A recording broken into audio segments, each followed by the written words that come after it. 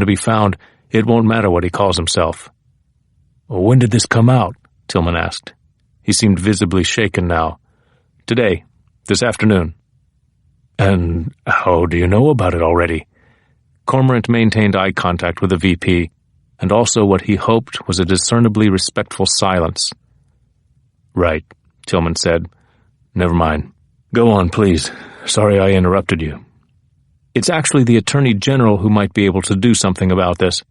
If there were any manageable pretense for sidelining the investigation or even slowing it down—" Suddenly Tillman seemed angry, but it was always hard to tell with him. "Hang on right there. You want the president to lean on the AG? Do you even know what you're suggesting? A cabinet member could be involved." "It's not about what I want, sir. This has always been about protecting President Vance and this administration." A burst of laughter came from just beyond the foyer side door. Cormorant didn't waver, except to lower his voice a notch. "I'm not suggesting we try to bury this scandal. I just need a little space to see if we can find out who Zeus is. If I can do that, then the White House will be in a better position to control the information when it comes out, and it is going to come out, sir, one way or another, sooner or later." "What does Reese have to say about this?" Tillman asked. "You ask him? Does he know about the cameras?" "I briefed the Chief of Staff this afternoon, but nothing was said about bringing everything to the President. I wanted to speak with you first." "Don't play me against him, Dan, and don't play me against President Vance. The President has my complete loyalty." "I'm not trying to, sir. No." "All right. Here's what you're going to do." Tillman had a way of shifting from inquiry to decision without warning, and it had just happened. "Talk to Gabe about this, and speak your mind with him. If he wants to bring it back to me, we'll go from there. Otherwise, you and I never had this conversation." The vice president was already halfway to the door when Cormorant's voice rose for the first time. "Walter!" It was the kind of protocol breach that could send an agent down the ranks fast, under most circumstances anyway. "I can find him. Zeus. Just give me the time to do it." Tillman stopped, but he didn't turn around. "Talk to Gabe," was all he would say, and when he continued out of the room, Agent Cormorant had no choice but to follow. The conversation was over, and the crab was getting cold in the other room. Chapter 60. I ran my siren all the way across the Potomac and into the city until I was parked in the lot outside St. Anthony's Hospital. My mind hadn't stopped racing since I heard Bree's voicemails. How could this have happened? Just this morning, Nana had been sitting up. She'd been talking to us. She'd been getting better. When I got off the elevator on 6, the first familiar face I saw was Jani's. She was parked on the edge of one of the molded plastic chairs just outside the ICU. When she saw me, she ran into my arms and held me tight. "Nana's in a coma, Daddy. They don't know if she's going to wake up or not." "Shh. I know. I'm here now." I felt her go from stiff to limp as the tears started. Jani was so strong and so fragile at the same time. Just like Nana, I couldn't help thinking as I held her. "Have you seen her?" I asked. She nodded against my chest. "Only for a minute or so. The nurse told me I had to wait out here." "Come on," I said, taking her hand. "I think I need you for this."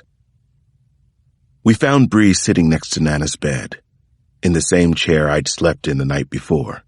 She got up and put her arms around both of us. "I'm so glad you're here," she whispered. "What happened?" I whispered back. In case Nana could hear, I suppose.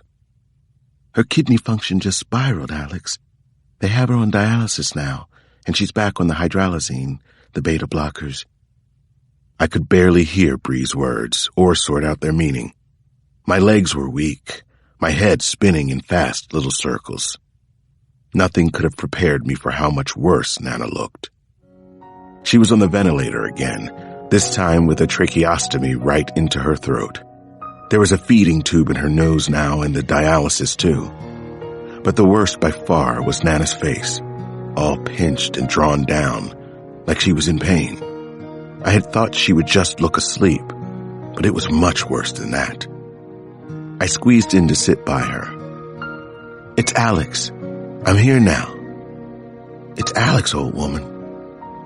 I felt as if I were on the opposite side of a thick piece of glass from Nana. I could talk to her and touch her and see her, but I couldn't actually reach her, and it was the most helpless sensation I'd ever known.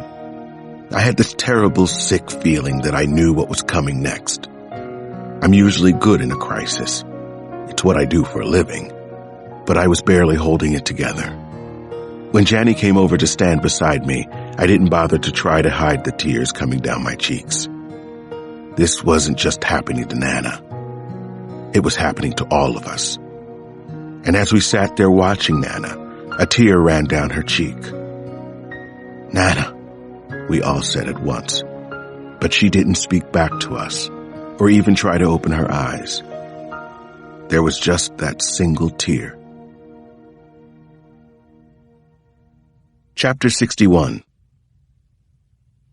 When I wasn't sleeping that night or getting out of the nurse's way every few hours while they checked their patient, I was talking to Nana. At first, I stuck to the soft stuff. How much we loved her. How much we were pulling for her. And even just what was going on in the room.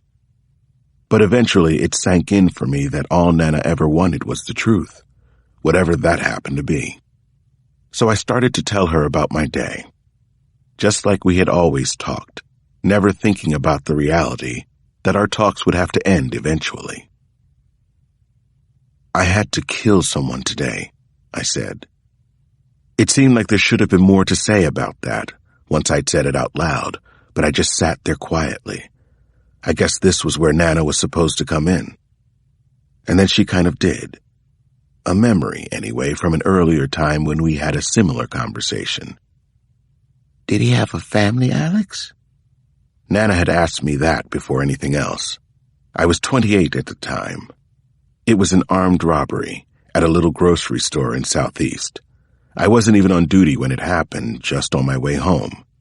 The man's name, I'll never forget, was Eddie Clemens.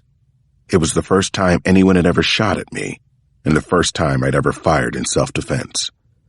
And yes, I told Nana, he had a wife, though he didn't live with her, and 2 children. I remember standing there in the front hall on 5th Street with my coat still on.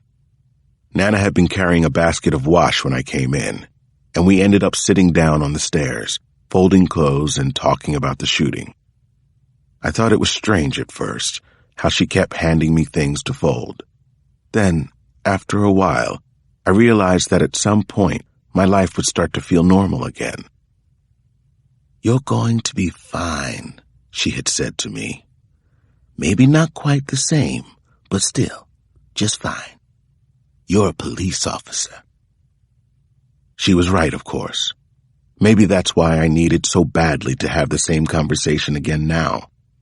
It was strange, but all I really wanted was for her to tell me it was going to be okay. I picked up her hand and kissed it and pressed it against my cheek. Anything to connect with her, I guess. Everything's going to be all right, Nana, I said. But I couldn't tell if that was the truth or not, or exactly whom I might be lying to. Chapter 62. I woke up with a hand pressing on my shoulder and someone whispering close to my ear. Time to go to work, sweetheart. Tia's here. My Aunt Tia set her big canvas knitting bag down at my feet. I'd been awake and then asleep again 6 times through the night. It was strange being here with no windows and no real sense of time, and Nana so sick. She looked about the same to me this morning. I wasn't sure if that was good or bad. A little of both, maybe. I'm going to wait for morning rounds, I told Tia. No, sweetheart, you're going to go. She nudged my arm to get me out of the chair. There's not enough room in here, and Tia's calves are killing her.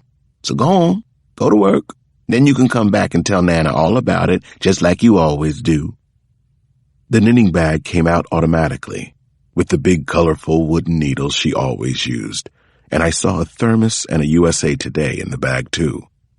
The way she settled right in made me remember she'd been through this before, with my uncle. Then with her younger sister Anna, My aunt was almost a professional at caring for the very sick and dying. "I was going to bring you some of that David White you like," Tia said. At first I thought she was talking to me. But then I thought, no, let's keep you riled up. So I brought the newspaper instead.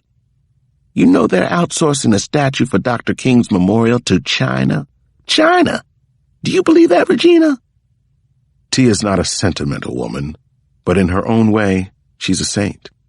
I also knew there was no chance she'd let Nana catch her crying, coma or no coma. I leaned down and kissed the top of Tia's head. Then I kissed Nana, too. "Bye, Tia, Nana. I'll see you both later." My aunt kept right on chattering, but I heard Nana answer me. Another echo or memory or whatever these were. "Be good," she told me. "And Alex, be careful." Actually, I wouldn't be in any physical danger right away. Technically, I was on administrative leave after the previous day's shooting. Superintendent Davies kept it down to 2 days, which I appreciated, but even that was time I couldn't afford. I needed to talk with Tony Nicholson and Mara Kelly. Now. So I asked Sampson to set up some interviews under his name. Then I would just go along for the ride, be another set of ears and eyes. Chapter 63. The detention center down in Alexandria is a big old red brick building at the dead end of Mill Road. It was where they held Zacharias Moussaoui until he was sentenced to the Supermax facility in Florence, Colorado, which, by coincidence, was the last known residence of Kyle Craig, a serial killer and major piece of unfinished business for me to get to one of these days. It's amazing how small and incestuous the world of major crime can start to feel once you've spent enough time immersed in it, as I had. Just thinking about Kyle Craig got me riled up inside. Nicholson and Ms. Gelly were being held on the first and second floors, respectively. We had put them in separate interview rooms and then had to shuttle between the two by elevator.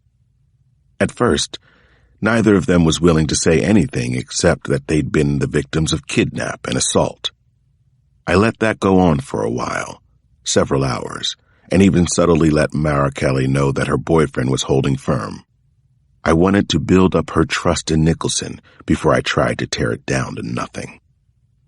Next time into the room, I laid a photocopied page on the table in front of her. "What's this?" she asked. "See for yourself." She leaned in, tucking in a loose strand of hair with a white-tipped fingernail. Even here, in an interrogation room, Kelly had the kind of gentility that struck me as more practiced than real. She spoke of herself as an accountant, but she'd only finished a year of junior college. "Plane tickets?" she said. "I don't understand. What are these for?"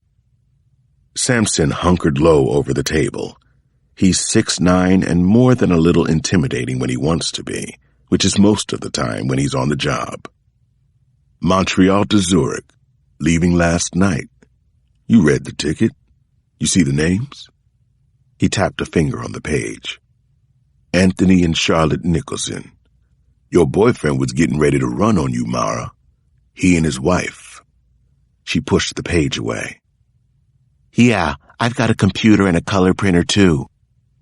I took out my cell phone and offered it. "You want to call and confirm the reservations, Mrs. Nicholson?" When she didn't answer, I decided to give her a few minutes alone to stew. Actually, she was right. We had faked the tickets. By the time we came back, she was ready.